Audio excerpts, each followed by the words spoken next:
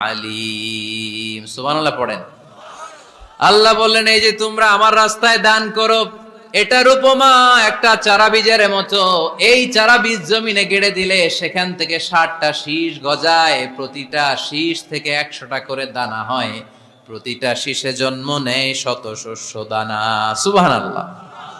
চারা বীজ ছিলেন না, মাটিতে ঢুকাই দিলেন, 60টা শীষ গজালো, প্রতিটা শীষে আবার 100টা করে দানা, মোট কটা হইলো 700টা। এক চারা বীজ থেকে যেমনি 700 দানা গজায়, তেমনি 1 টাকা দান করলে এরকম 700 গুণ সওয়াব আপনার আমলনামায় ঢুকায় দিবে কে?